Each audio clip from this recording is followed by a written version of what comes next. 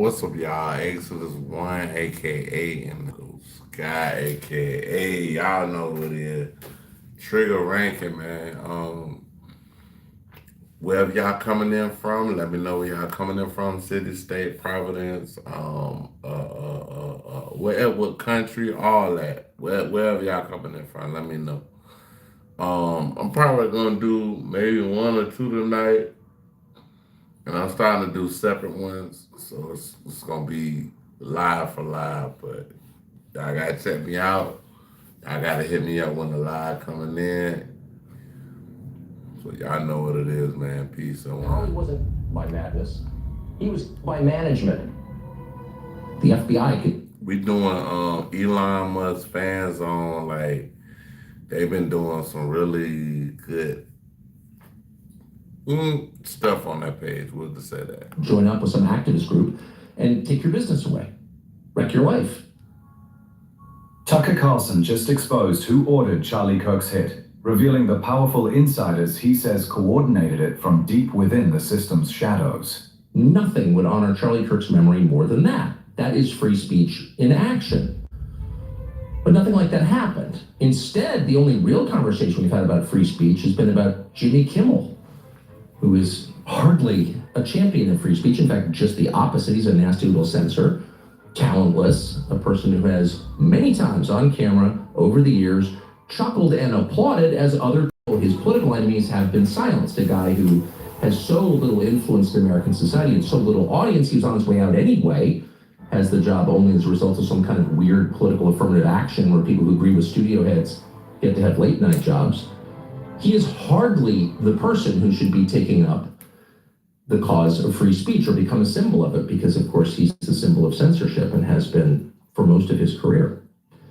And the other thing that we saw, maybe even more distressing than that, was politicians turn not only against free speech, but Chevy makes America's most dependable trucks. Turn not only against free speech, but actively and openly announced efforts to censor the American population and use the memory of Charlie Kirk to do it as their justification. Congressman Moskowitz asserts that countless conspiracy theories are swirling around Charlie Kirk's death, each one adding more chaos and confusion to an already volatile situation. There are many examples we could pick. Here's a particularly raw one. This is from Congressman Moskowitz, just in the House of Representatives, 8 days after Charlie Kirk. It's crazy what's going on the social media platforms. There are so many conspiracy theories on what's going on with Charlie Kirk. And, right, there are conspiracy theories about your personal social life all day. It is totally rampant. Big names on the right, Candace Owens, right? Talking about how what's been released as far as the dialogue between the perpetrator and his roommate is manufactured by the FBI, manufactured by the administration. I believe that. I do believe it's manufactured because the way those that stuff was coming out, it was like it wasn't, it just didn't seem right. Like, is totally rampant, allowing foreign governments to just perpetrate these platforms, all of these bots, all of the time to weaponize Americans. And so if we want to do something, then we should talk about Section 230. We should talk about how we're going to make sure that we don't let foreign governments poison our children's mind. And so I will work with you on that, Director. I'll work with you on 230 any day. Congressman Moskowitz tells the FBI director that critics are attacking his personal life, amplifying conspiracy theories meant to discredit him and undermine public trust. So there is the congressman talking to the FBI director, and there's a lot there and we'll unpack it, but the most telling line came right in the middle. He turns to the FBI director, he says, "They're criticizing your personal life. They're airing conspiracy theories about your personal life." Now, speaking for myself, I had literally no idea what the congressman was talking about. I haven't seen that. Doubtless it exists. There are conspiracy theories about everybody and everybody's personal life. If you're in public, people are theorizing about you on the internet, kind of the nature of the internet and kind of the nature of having authority. But you'll notice that the congressman thinks this will be a compelling argument for the FBI director. He basically just says, they're criticizing you and me, and they're not allowed to do that. He's not even pretending that the purpose of censoring speech, and that's what he's saying, we need to censor the speech, that the purpose of that would be to protect any vulnerable groups. No, they're criticizing us, they can't do that. And then, of course, he goes on to blame unseen foreign actors. And by the way, that's something that I think most Americans would get behind, but that the congressman is not behind at all. If we want to take the influence of foreign nations out of our politics, most Americans would applaud. And that would start with not taking money from their lobbies. That would be a welcome change. But the idea that we need to censor what you say because the people who run everything don't want to be called out or have their personal lives misdescribed or the subject of conspiracy theories, well, that's not really reform as much as it's just kind of classic old-fashioned tyranny, isn't it? Shut up! You don't, and we're going to make you. And how are we going to make you? That's the question. The Attorney General said there's a difference between free speech and what he called hate speech, a category that, strictly speaking, doesn't even exist under US law. So you may remember that last week, the Attorney General came out right after Charlie Kirk's and said there is a distinction between speech, constitutionally protected, famously in the First Amendment Bill of Rights, and something called hate speech, a category that doesn't, strictly speaking, exist under the law, but which a lot of people seem to believe exists. And hate speech is never defined, like most of the most powerful words that we use to punish people. For example, racism, it's never actually defined. What is that exactly? We don't know, other than it's speech that people in charge hate, and therefore it should be banned. And most people who understand the American story, who understand our government, who understand our culture, who care about continuing all of those things, reacted with outrage when the Attorney General said that. You can't This is a lot to unpack, bro. This is. pass a law that will strip from us our God-given right to say what we think is true. She addressed it in such a ham-handed way that it was obvious to everybody exactly what she was talking about, and they reacted. We did too. But in real life, that will not happen. There will not be, I can say confidently in my lifetime, a law in the Congress that says explicitly any American who says something our leaders don't like, anybody who traffics in a conspiracy theory about our personal lives should be shut down, fined, imprisoned. An open, transparent censorship law will not pass through the House of Representatives or the United States Senate. It will not be signed by the president. Why? Because it's just too obvious. So instead, because censorship is coming if these people can help it, instead they will invoke something called Section 230. And you're going to hear a lot more about this without question. It's never, again, explained very well. And the reason it's not explained is because they don't want you to know exactly what they're doing. So let me just give you the Cliff Notes version of what Section 230 is. Tucker explains that Section 230 is the law that shields tech companies from liability, effectively allowing them to draw their own line between speech and so-called hate speech. A power, he says, lets them control the national conversation. Confidence is not a mindset, it's an achievement. In the GMC Sierra HD. The national conversation. Section 230 is a section, 230, within the 1996 Communications Decency Act, and it is the piece of legislation often credited for creating the internet. It's the framework that Congress came up with at the dawn of the internet to put parameters around what this is, to protect companies as they grew, to set laws around this new technology. And one of the laws that they made, Section 230, shields internet providers, platforms from lawsuits. It gives them legal liability from lawsuits on the basis of slander, obscenity, things that are on their platforms that they didn't create. In other words, it creates a distinction between a publisher, like a newspaper, a magazine, a television network, and a platform, Google, Facebook, X. And the distinction allows the platforms to let other people post whatever they want without getting sued for it. They cannot be held liable, these big companies cannot be held liable for slander hate speech, anything really, on their platforms. And as a result of this law, those platforms have come to dominate news and information globally. In fact, when we talk about censorship, nobody's talking about censoring the New York Times, the Washington Post, NBC News, because nobody cares.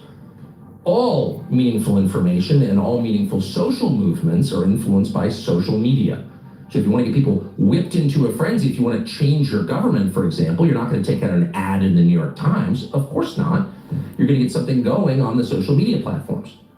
So they are huge. They are completely dominant. Information flows almost exclusively on them. And all of this is possible because of Section 230. Now, there's been a pretty vigorous debate for the last 20 years over whether this is a good idea. And there are arguments against it. I think we need free speech behind anything. We should be able to say whatever we want to say. One of them is, why would Google get a liability exemption when I don't have one? You run a business, you're just an American citizen, you could be sued at any time under our famously loose and destructive tort laws, and you can go to business, you can be bankrupt, you can be destroyed. They can do what they did to Alex Jones, for example. The FBI can join up with some activist group and take your business. Same thing, Alex Jones. They took him down. Like, you know, he's still up and running, but he wasn't like he was.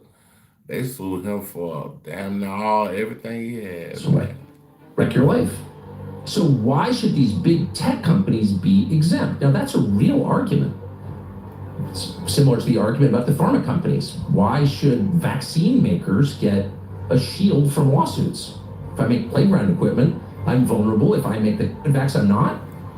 That's a principled argument.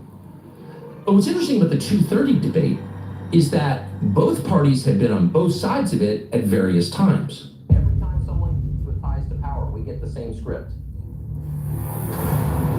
There is nothing they can't do to you because they don't consider you human. They don't believe you have a soul. Tucker Carlson just exposed who ordered Charlie Kirk's hit, alleging powerful forces coordinated the attack to silence his voice and crush his movement. Only someone who appreciates the person he's speaking to as an actual human being could speak that way. Notice how rare that is. It's been noted in the past couple of days, Charlie was a free speech champion. Absolutely he was. And I pray that that's his... If this is where free speech is taking us to, y'all, I want to be quiet. I don't even want nobody to hear what I got going on. That if this is where free speech taking us to. Legacy. But I also think it's important to explain why that mattered to him. It was not abstract in any sense. It was central. It was the core. Because consider what it means if you don't respect free speech, which is another way of saying free conscience, the right of other people to make up their own minds about the basic questions of what is right or wrong, and to express their views on those issues. If you don't acknowledge the right of other people to do that, and if you take steps to prevent them from doing that, what are you really saying? You're really saying, I don't think you have a soul. I think you're a meat puppet I can control. I think you're an animal, maybe a sub-animal. You're a person to whom I can dictate belief. Tucker asserts that the left's motive is to dictate what people believe. And in doing so, they refuse to even acknowledge the humanity of those who disagree.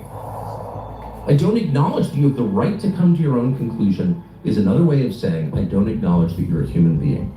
It's dark. There's nothing darker than that. And trust me, they believe it. The ones who thought about it. And there are a lot of those. But for a lot of people, particularly So yeah, y'all, this Charlie Kirk thing, CK thing, man, we like this shit really scaring us as far as free speech, things of that nature. Like we're like, I'm afraid to say some things I want to say because of I feel like, you know, free speech is something that's our First Amendment. You know what I mean? We should be able to speak the way we want to speak. And if we can't do that and our lives are dependent on that, like, I don't know what to tell y'all, who are just repeating what they think they should say or responding to the momentary rage of the moment. They just throw stuff out. And we've got to hope that the Attorney General of the United States, Pam Bondi, is in that category. She said this just yesterday. There's free speech and then there's hate speech.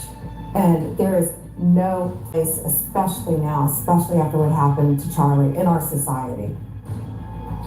There's free speech and then there's hate speech. This is the Attorney General of the United States, the Chief Law Enforcement Officer of the United States, telling you that there's this other category called hate speech. And of course, the implication is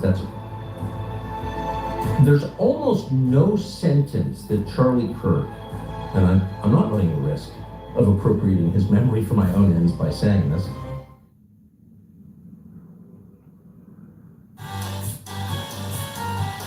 You're watching a toothbrush play Billie Eilish. But did you? And I'm not running the risk of appropriating his memory for my own ends by saying this. It's provable. There's no sentence that Charlie Kirk would have objected to more than that. And you've got to think the Attorney General didn't think it through and was not attempting to desecrate the memory of the person she was purporting to celebrate, that she just threw that out there, that she hadn't thought about it. Tucker asserts that we must not let Charlie Kirk's death be exploited by bad actors to create the very kind of society he spent his life fighting against. You hope that. You hope that Charlie Kirk won't be used by a group we now call bad actors to create a society that was the opposite of the one he worked to build. You hope that. You hope that a year from now, the turmoil we're seeing in the aftermath of this won't be leveraged to bring hate speech laws to this country.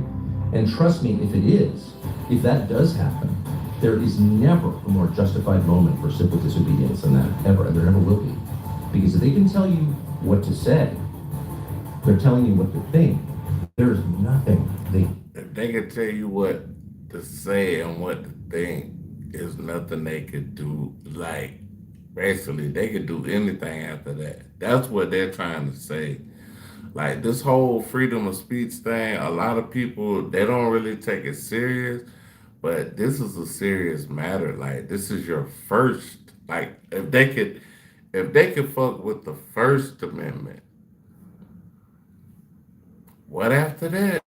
You know what I'm saying? Like, what, like, hey, what, the second, the third, the fourth, the fifth, the sixth, like, if they can fuck with the first, what you think they gonna do with all the other ones?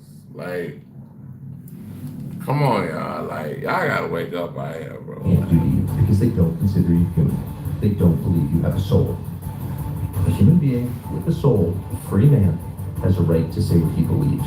Not to hurt other people, but to express his views. And by the way, that thinking, not to pile on the Attorney General, to bring You are able, like, as a human to express your views. That's what you're supposed to do.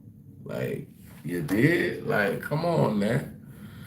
Like, your views, you supposed to basically be able to express yourself as a human being without being, I would say even judged in this type of way, but hey, it was good. Oh my God!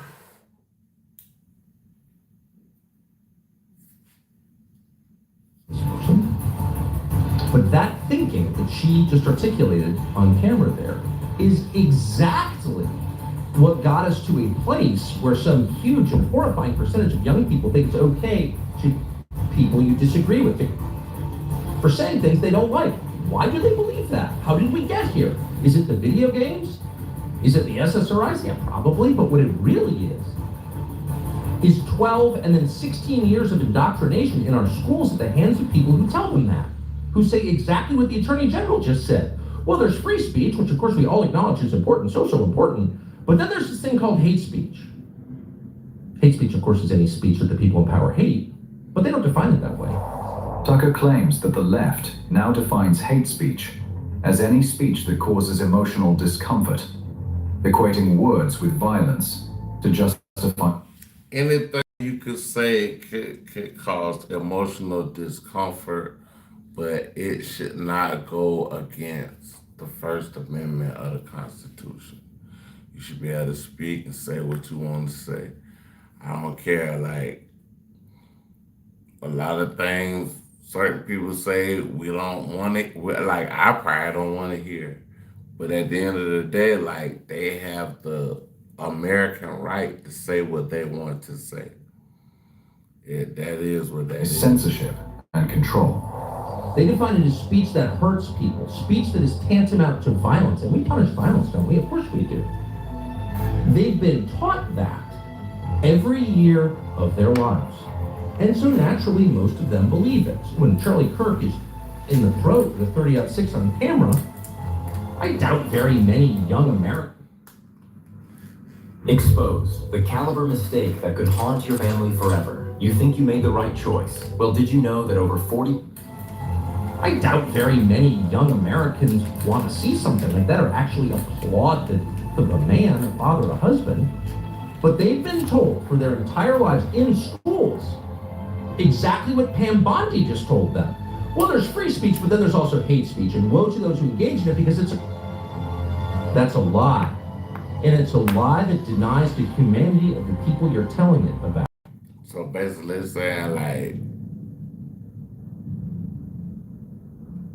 how Charlie Kirk was taught, they were saying Charlie Kirk was saying hate speech, but at the end of the day, bro, like, I mean, he thought the way he thought, like, you know what I'm saying? Like, I can't get in his mind and make him think like, oh, you should feel how black people feel and all that. Like, bro, the man felt like how he felt, bro. He spoke like how he spoke. But at the end of the day, the man should have not lost his life, bro, for how he thought. Because even though, okay, I don't agree with the things he was saying, what if tomorrow, if he was still alive today, what if we say tomorrow he just changed his mind and say, oh, you know, I'm down with the black flag, like, but like for real with it.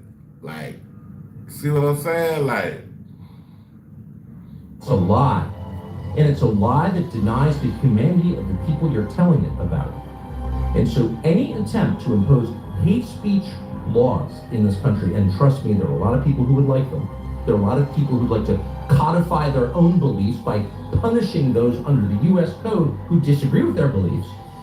Any attempt to do that is a denial of the humanity of American citizens and cannot be allowed under any circumstances. That's got to be the red line. Because again, when they can do that, what can't they do? And this is something, by the way, that Charlie thought about a lot and that I had occasion to talk to him about a lot, and I really don't want to make any of this about me because there's nothing to do with me. But I did have reason to have these conversations with Charlie a lot, many times over the past 3 or 4 months. This began at an event that he held in Florida in July, the TPUSA MFest event, Turning Point event. I often go, I always have the best time. I always see Charlie ahead of time with a cup of coffee and a hotel room, talk about. In addition to being, of course, a conservative advocate, he was also a conservative organizer, a coalition builder, and he was very involved with politics in a way that I'm not. It was interesting as hell. But it was also a way to learn what young people are thinking about, talking about, because he was on college campuses all the time, and what is the state of a couple of big debates that are happening within the Republican coalition, particularly. This channel we're reacting to is the Elon Musk fan zone. Y'all gotta check it out. Around foreign policy. Charlie believed that the war on terror had ultimately weakened the United States, draining its resources, eroding civil liberties, and spreading instability abroad, leaving behind a legacy of division and distrust. And Charlie's views on foreign policy, which I think are fairly well known now, a lot of people lying about them, were evolving, but had really evolved. And who knows why he reached the conclusions he did. I think his Christian faith informed them mostly. It was also the experience of talking to young people, and his views were very much like theirs. He believed that the on terror had been a net loss for the United States, and it caused incalculable damage, not just economic and physical damage, but spiritual damage to the United States. It was bad. We got nothing out of it. We were only hurt. And he didn't want to see that again, and he felt very strongly about that. And of course, I agreed. And so before that speech that I gave in July, we had a conversation about this backstage, right before it. It's crazy, dog. It's like our civil liberties are being taken away from us one by one. Like, I hope, it's like, all this is allegedly. Like, but I just hope us as a country are able to hold together, because if anything go down and it be some war against us, bro, we gonna have to stick together. We got to. And it might be coming. I hope And I God was bless us that we fulminating and don't. getting all red in It the might face be like I coming. often do to my shame, and I was mad thinking about this and thinking about the effort by the neocons in the United States to draw us in to another forever war with Iran. Not a defense of Iran, of course. It's merely an acknowledgement that we've done this before. This happened in Iraq, which we entered into at the behest of those same foreign policy strategists, and it didn't work. And so I was going on at some length backstage with Charlie, and I said, probably not going to talk about that. I'm not going to torture you. I know your donors hate this when I say that. And also Epstein was in the news, and it was clear to me that Epstein's probably not like a Mossad agent or something, but Epstein clearly had contact with the intelligence and American intelligence and French intelligence, but the only one you're not allowed to talk about is intelligence. But it seemed true to me, and I had done some work on that. I knew a bunch of people pretty close to that story, so I thought that. And I said that to Charlie, and I said, but I'm not going to say that because I don't want to make the donors mad. I know it's going to be like an endless flurry of text telling you to stop or you're going to lose a bunch of funding. And he looked at me, I'll never forget it, and said, go all the way. Do it. Go all the way. I said, man, I know a lot of things I can talk about. I don't even talk about that. He said, do it. So I did it. By the way, I think that conversation, Mike on and so did I, probably exists somewhere in somebody's circle, but that's, I think, a faithful rendition of what he said. And by the way, I'm not trying to blame him for my remarks. You can agree or disagree with those remarks, but I'm saying this only because I was shocked and sickened by the reaction of the ghoulish and really repulsive reaction of the Prime Minister of Benjamin Netanyahu to Charlie's.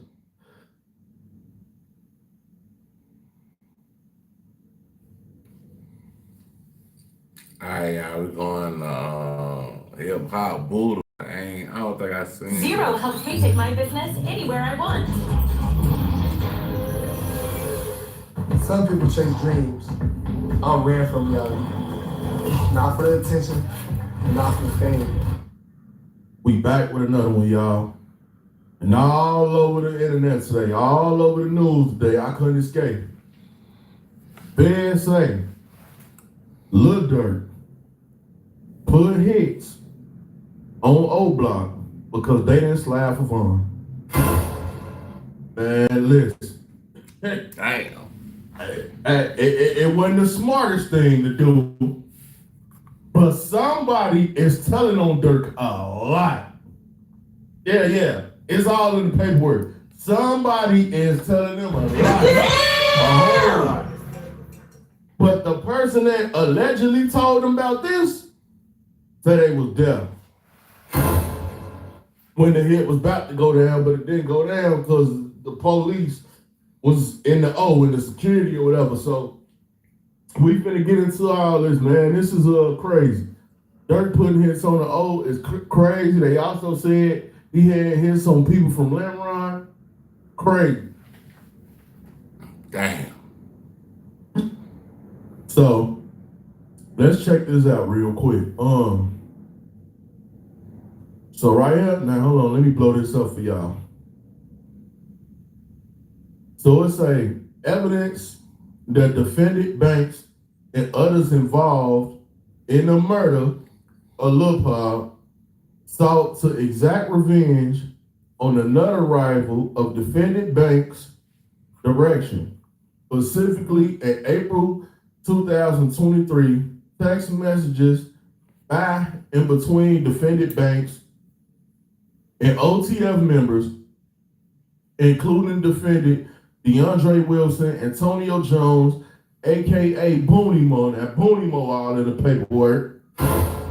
Yeah. Remember when people kept saying, why Booty Mo ain't name in here? What?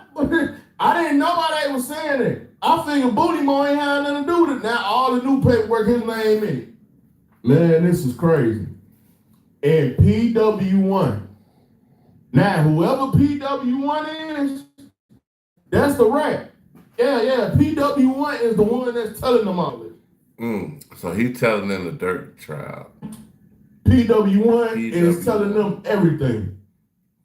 And so let me finish reading. Hold on.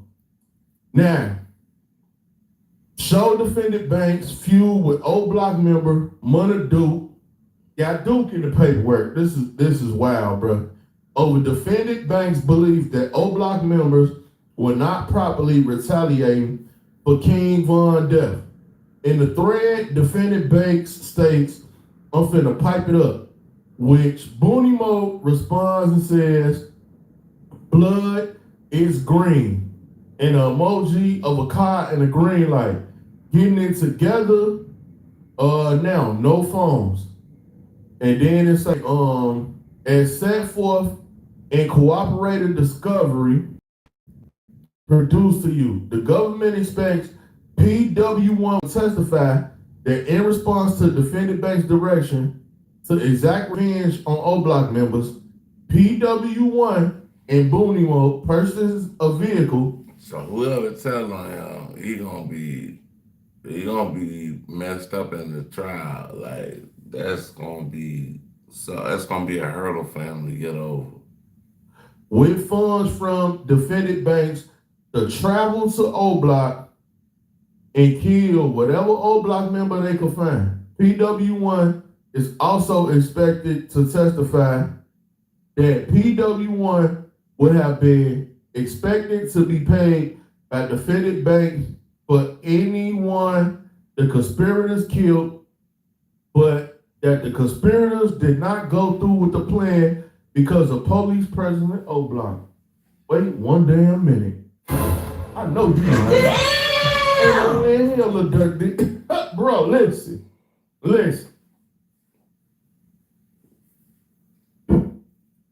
If your RICO case is damn near catching other RICO cases, you was out here doing way too much. Dirk was doing too much. I don't understand what he felt like O Block should do or whatever, but you could have had a talk with them or like a sit down or something. What you don't do is say they ain't sliding for Bun. Go kill any one of them.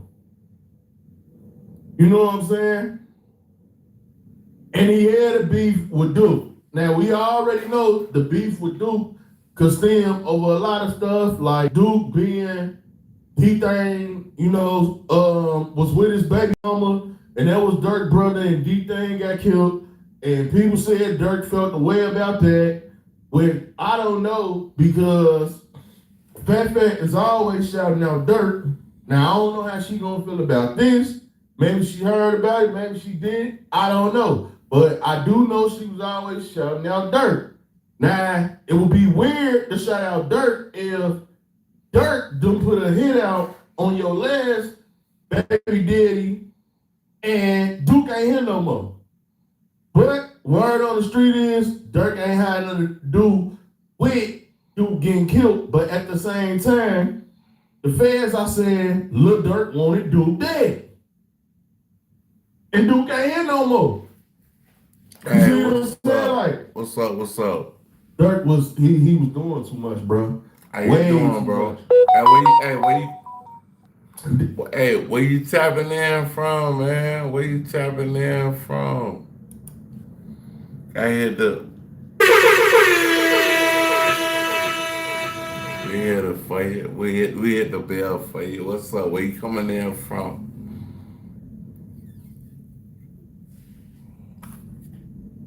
This is insane. So then, it also say, evidence that defendant Banks and other OTF members involved in the murder of Lil Pop discussed violence against another rival of Dirk's direction, specifically April 2023, taking between Banks, Wilson, Booney Mo, and Zoo. Damn, now Zoo in the paperwork. God damn. Lord. Hey, now somebody's trying to wrap this case up quick. If this case don't start into January, you know how much more information we gonna have? Because somebody is telling everything. They got a whole cooperator file now. They ain't telling it all. But anyway, it's a Banks sends a screenshot on Instagram of message he sent to Richard Ramsey. Oh, it had Richo Lemron 300 that says, I got them hun you up. Better have 3 ski masks on.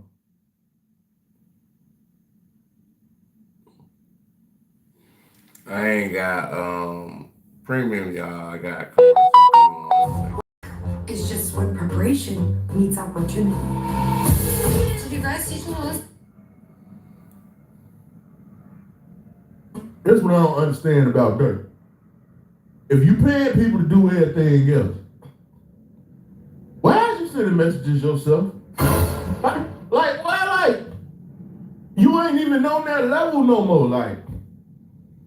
But apparently, Dirk sent this man a message saying he better have 3 ski masks on because Booney Mo, Zoo, OTFD, and whoever PW1 is was finna go kill him too. You know what I'm saying? Now, the craziest thing to me is, y'all notice one thing about this paperwork. I noticed. You know what I'm saying? They got the days for this happening on the same day, April 2023. The bottom will say April 2023. What was going on with Dirk in April of 2023? I don't know. But trying to get people from O Block and the Lamb killed in the same month, same year is wild, bro. According to the feds, this is what's going on. But yeah, man, Dirk in some hot water. Yeah, look like Dirk done fucked up, and then look like they got some new shit going. Y'all check out Make It True page. They saying that he tried to tear the damn watch up and all this. Like he tried to break the watch, but that don't make no, bro. They got a cloud. iPhone got a cloud. And this on the official paperwork right here, but y'all that see shit got a cloud. They say I got them honey. Better have 3 ski masks. And they say they're using this to show that Dirk has been putting hits on people for the longest. Anybody that he wanted to have on. You know? That's crazy. They got it in here somewhere. Hold on, let me see if I can find it real quick. Well, they said dudes say Dirk was sending money to the streets and yeah, right here. He further details how defended Banks money comes with a price that is going to get done right where people don't get blamed for their own effort. You see what I'm saying? It's the associate. Look what this man say. For money, he gives out 500, 600,000 to the streets, including funding his conspirators, sliders, killers, whatever. Stolen cars used to commit crimes. Like,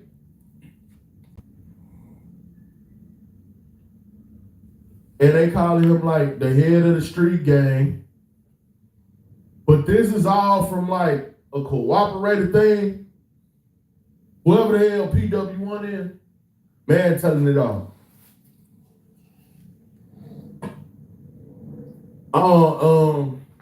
I know they said Drew Done found something?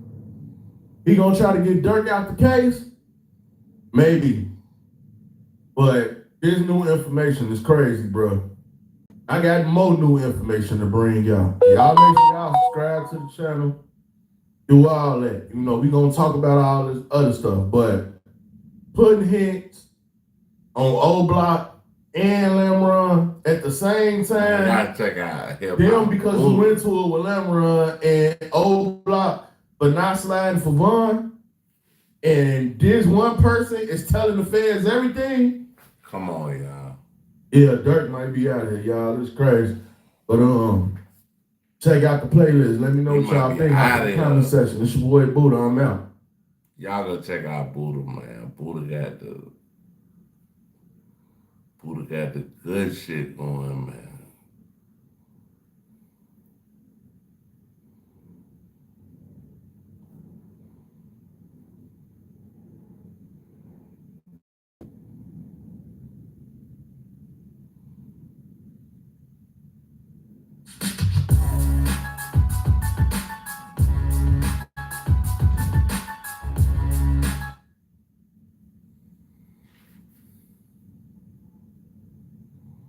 All right.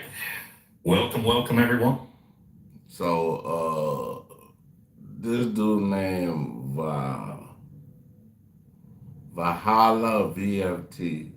I'm back for another That's what we live tonight. Let's make sure our audio's good. He's saying Charlie Kirk autopsy report does not show a 30-06. So let me know, guys. Does everybody see me? Do you hear me? Let's get that out of the way.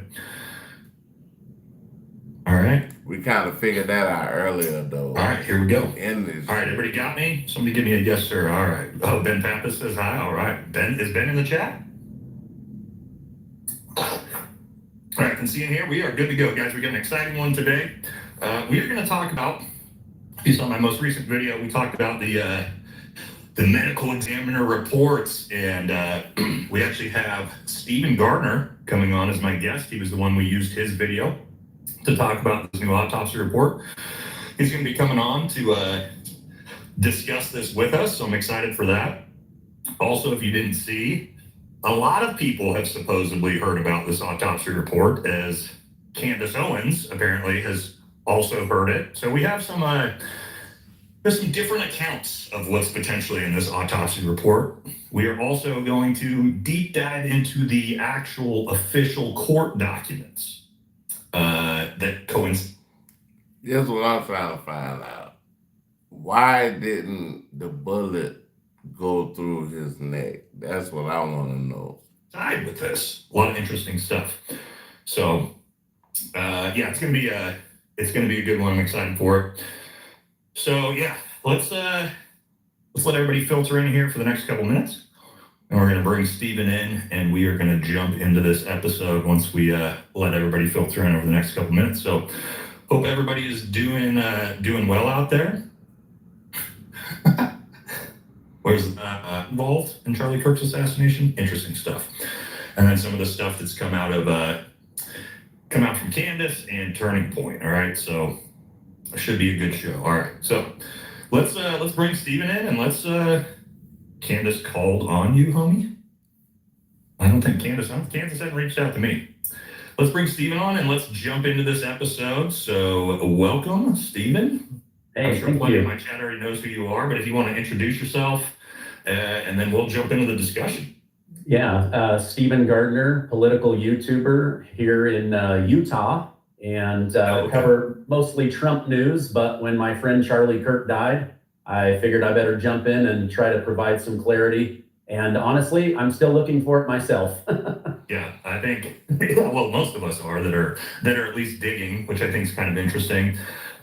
You kind of feel, besides, man, they be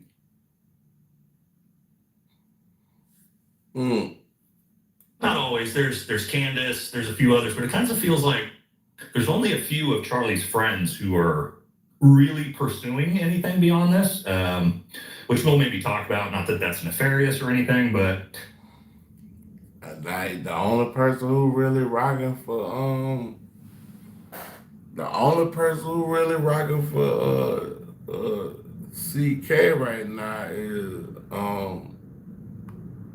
shit. Candace Owens.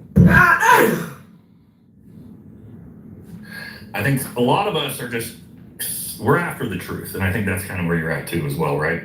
Absolutely, yeah. I want the truth. I'm not married to any idea. I've been trying to track the evidence myself, but at the end of the day, there's a lot of holes that I believe will be filled in once we go to trial that they're just not going to release until then. Yeah, we'll talk about that too as we get to the court documents, because if they're hiding it now, it ain't gonna make it to trial. I'm telling you, bro. It like this like y'all mark my word, bro. If it ain't coming out now, it's not coming out during the trial. Me and Steven were talking about before the show. I was telling him, as I actually went through the official court documents, there's a lot in there that turns out that they say Buddy that's supposed to have did everything to Charlie Kirk. They saying that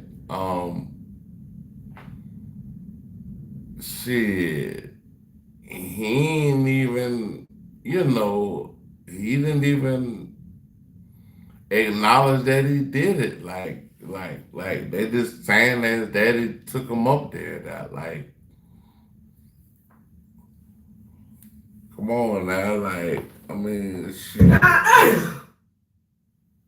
FBI maybe didn't say that, maybe, different narratives we've heard. So, Stephen, obviously I used your video to talk about this medical examiner's report. We've gone back and forth on people saying there was no autopsy, there was an autopsy, and you did a episode with a mortician, was it?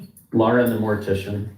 Which was a great episode, and you talked about the medical examiner's report. Could you walk us through, one, how you got the information and what that information exactly was? Like, walk us through the exact thing that, at least you were told, happened to Charlie. Okay. I have not seen an autopsy because it won't be done for 6 to 8 weeks from the time that Charlie died. But the information that I was given came direct. How is it 6 to 8 weeks to when he's died and he's already been buried?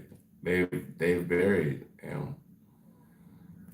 I thought they buried the man. From Andrew Colvette, who is the Turning Point spokesperson. I met him a couple years ago because I was able to interview Charlie on my show twice. I've only been to one political event in my entire life, and it was America Fest last December. So that's my connection there. I'm not close with anybody there. I've texted with the CFO and also with Andrew. And so they've been kind of sharing information with me. They have only done one interview outside of the Charlie Kirk show, and it happened to be my show. I asked them, why are you coming on my show? And they said, because you are the only one trying to be neutral on the topic. And so I think they're watching all the conspiracy videos. They're watching the horrible stuff being said about Turning Point, about Erica Kirk. And so where I've tried to really just stay fact-based, and they knew me from previous interactions, that's why they gave me the interview. So before we did the interview with Andrew Colvette, and you can go see it on the Stephen Gardner channel, he asked me what questions we were gonna go through, and I shared those, and he said, some of these you can ask on camera, some of these you can ask off camera, and you can totally share them in a video, and others I would rather have off the record. And so as a journalist, I said, absolutely.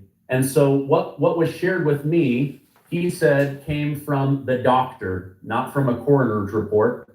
And this is where he said his understanding was that obviously the shot came from the front.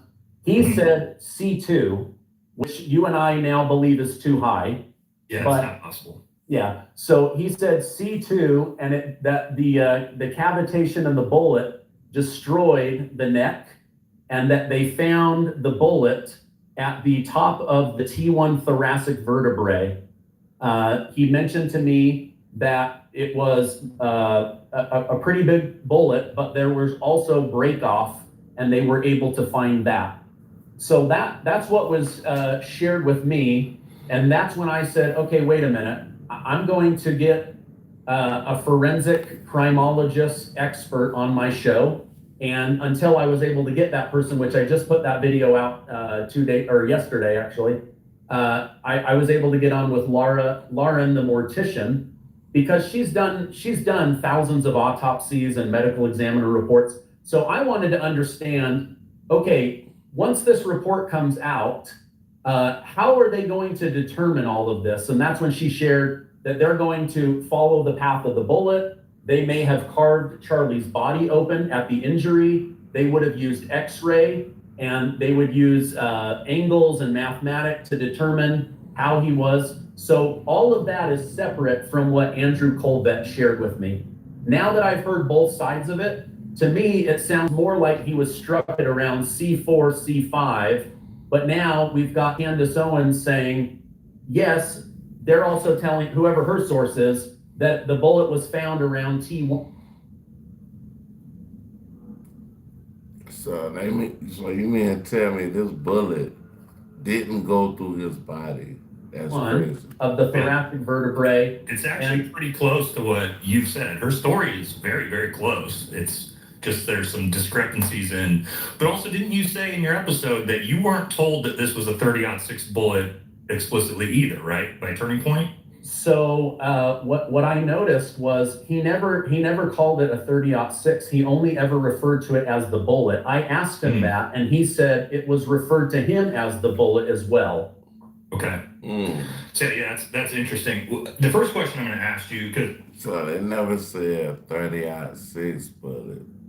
So was it even a 30-06?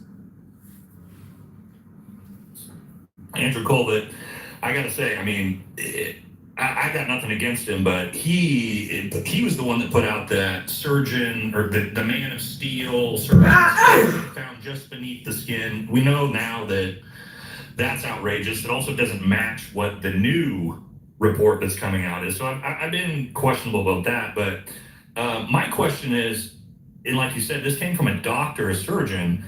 Could you explain? Because as far as and having induced a lot of high-powered rifle rounds on human beings and also treated them, I knew immediately. I put out a video right after he was shot, and I told people in my video, Charlie Kirk's dead. It's not well before he was announced dead, just because I know what that wound does. He's just not going to survive from it. And I forget, is it Frank Turek, the older gentleman that's close with Charlie? Frank Turek.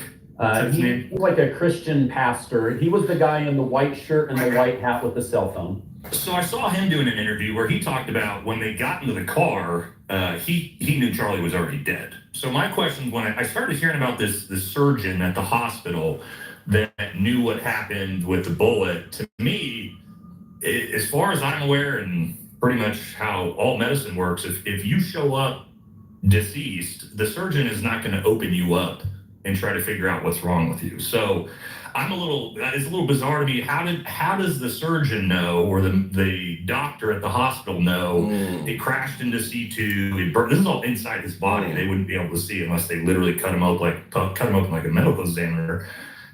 Is there any sense there that did the surgeon open him up and try to perform surgery on him at the hospital? Oh, maybe if they opened that I'm him not up. aware of. The only thing that If they opened him up, what if they just had to get the bullet, because the bullet they had to get that forever? Like, I read is when he went in there, there was like, I guess, a mild pulse, but they knew he was gone.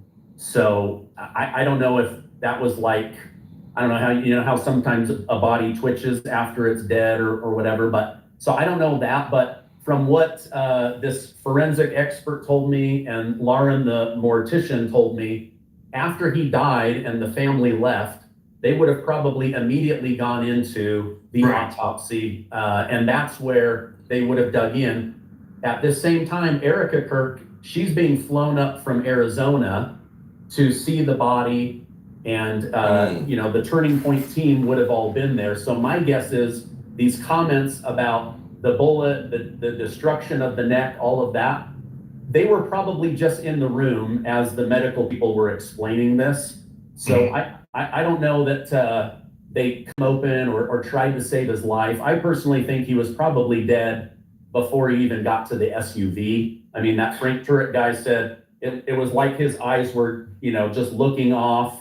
See how long it takes them to get him up and moving. I personally believe his neck was so destroyed, they didn't know how to pick him up. He definitely was dead. He definitely was dead. And this is where I have a problem with, he had a pulse at the hospital. Well, the blood's already evacuated out of his body. I know that because he's not leaking any blood as they take him through the SUV. So essentially, his heart's already stopped. It's not beating any longer, and that's why there's nothing pumping out of that coronary artery is because he's dead, right? And then your heart actually stops beating. And so... So do y'all think this is facts, or do you think this is a little bit of fallacy to go along with what's going on with this whole situation? What do y'all think, man? Just watching that tells me he was probably dead well before they, his heart had already stopped. Maybe they could shock him back somehow in the hospital, possible. But again, it just was a little bizarre to me that a surgeon would have been under the impression that they opened him up and found the bullet. Like, how did we find the bullet?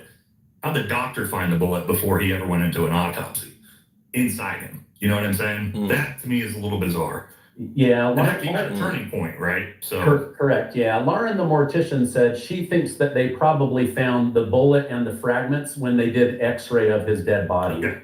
That's fair. That definitely could be something that would make sense. Okay. Yeah.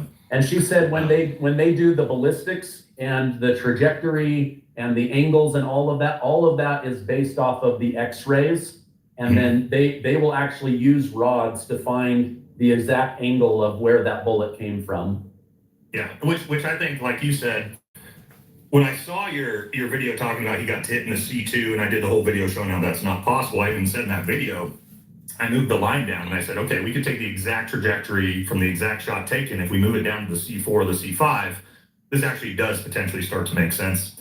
Still doesn't make sense if it's a 30-06 with a regular full metal jacket round. And we can get into that too, because if a bullet was found, and this is what I'm trying to tell people, because they're like, maybe it's frangible ammo. And I said, well, no, if a 30-06 round hit you, crashed through all these bones and lodged in you, it had to be a full metal jacket round, because a frangible round would have just disintegrated inside the body.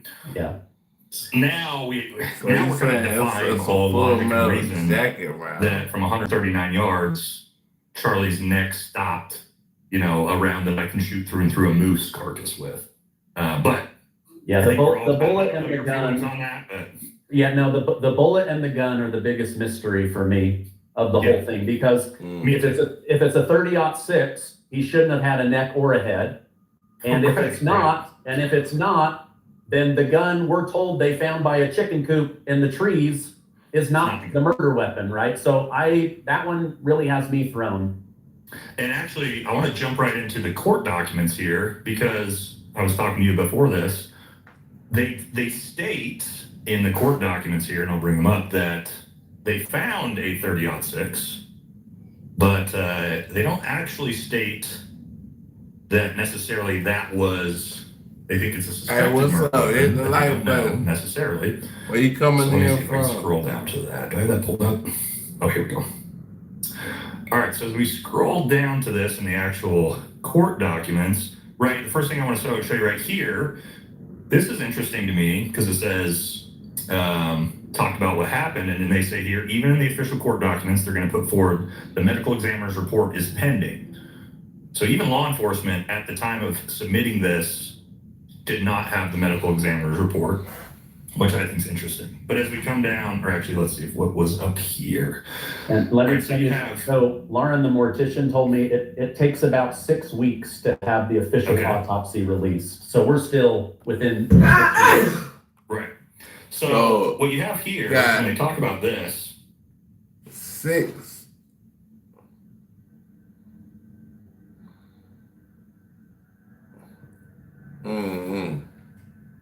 If you can see this here, it says they talk about the police found the suspected murder weapon, a bolt-action 30-06 rifle nearby.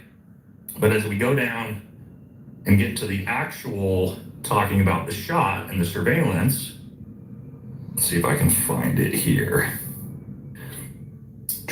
No, that's the gate. Yes, a shot fired. Shape of the rifle. Is it down here?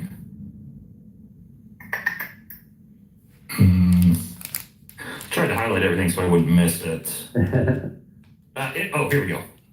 Right, so it says here, crime scene investigation. It shows no shell casings were found on the roof, suggesting a bolt action rather than an auto-loading weapon, and only a single round was fired. What they're saying here is they think it was a bolt action used because there was no round casing expelled at the actual shooting location, which I think is interesting because when you're talking about the actual crime scene investigation and what weapon you think it is, now all of a sudden the 30-06 in legal documents, I'm sure you're aware, they're very specific in wording.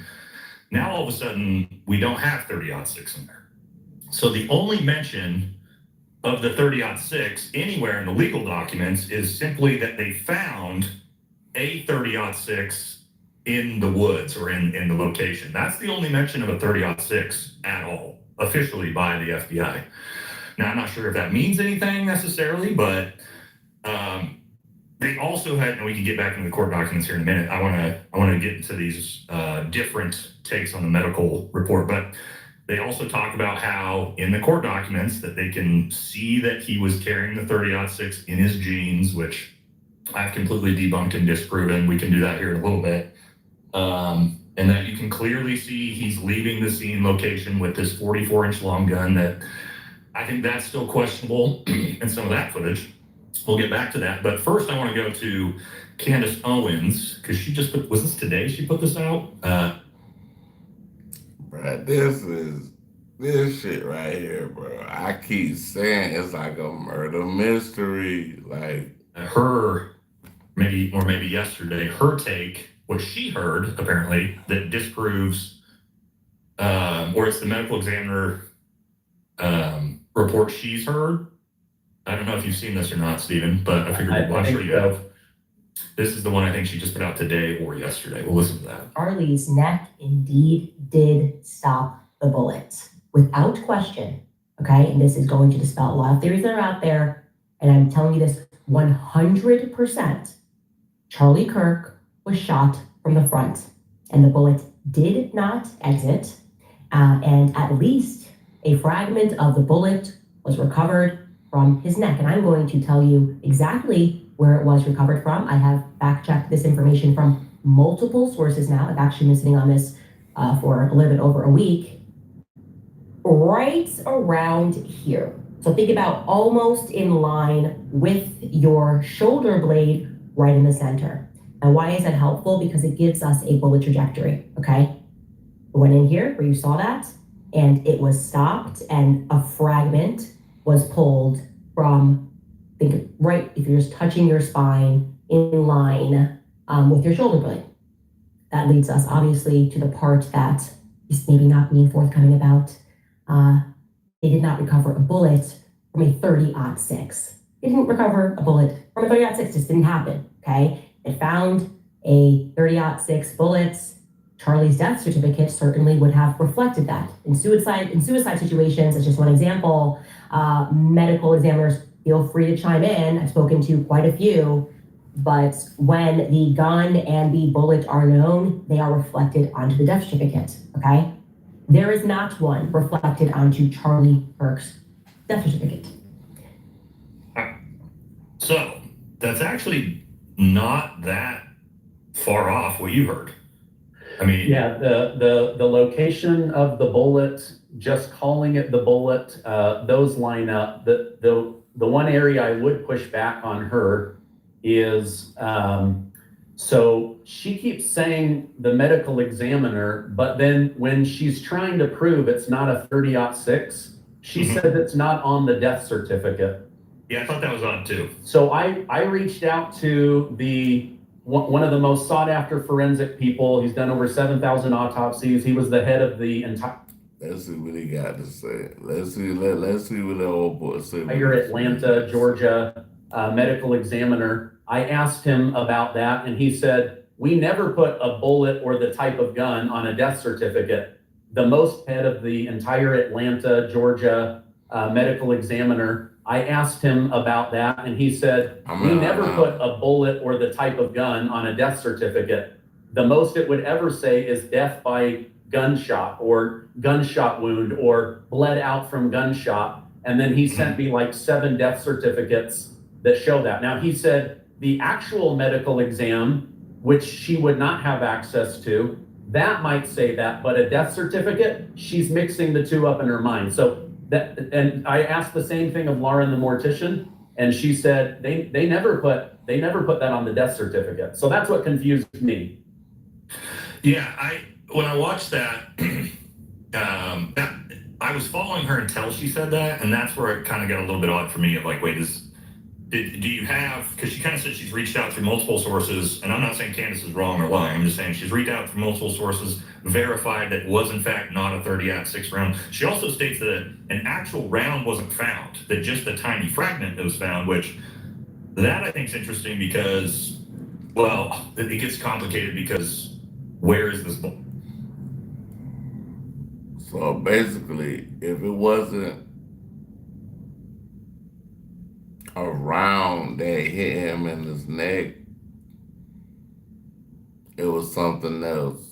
And we got a whole nother can of worms to open up on that. If there's no exit wound and it's not inside its body, then it's getting that maybe it's a, some type of fragment from, a frangible round. Things start to get really confusing really fast.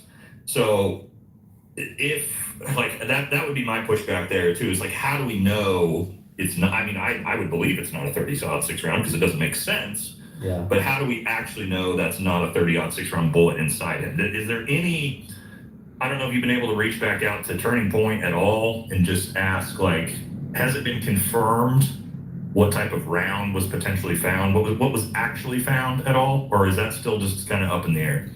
I believe it's still up in the air because the final report hasn't been released. So what she said kind of lines up with what. Man, this thing here might be like the Epstein file. They might not never let the files out on it. Andrew Colvette said, where she's saying there is no bullet, there's no slug, but there's a fragment of it. So where's the bullet, right? Where he's saying they have a bullet, but there's also fragments of that bullet. So that leads me to believe there's like a slug and at least a couple other metal shards. And when I asked Lauren, typical for a high-powered rifle round to see something like that. Yeah, when I asked Lauren, the mortician, about that, she said when they do those X-rays, that metal will just shine like a star. So they would have seen exactly where all the metal pieces were in his neck. I was just going back to I'm going back to see if he says anything specifically about the bullet. Oh, right here, let's see. That being said, I've never seen the bullet and I wouldn't know how to tell if they were lying. So, and again, when I talked to him, he never called it a 30-06 bullet. He said to me, I don't know that it's not that. This is Andrew Colvette.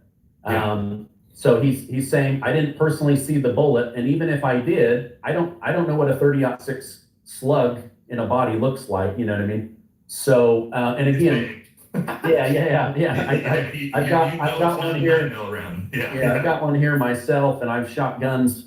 But I just when we spoke, the part that he said that I could share off camera was where they found the location of the bullet. But I just remember him always referring to it as the bullet. He never said 30-06 or anything like that. So. Yeah, I don't know. It's a mystery, but again, saying 30-06 me just reaching out to someone who's done thousands of autopsies, one of the more sought after forensic experts, he's saying it would not be on the death certificate.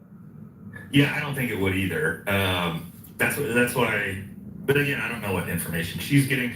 This would bring me into this with Turning Point, as you talked about before. The only real interview they did with you is, well, they have all this information.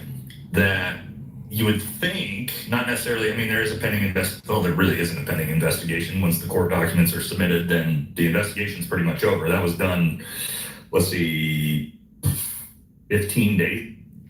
Hey, I'm about to get up out of here. Y'all killing me in the Karma Cafe. Like, subscribe, share, hit notification. Peace. One.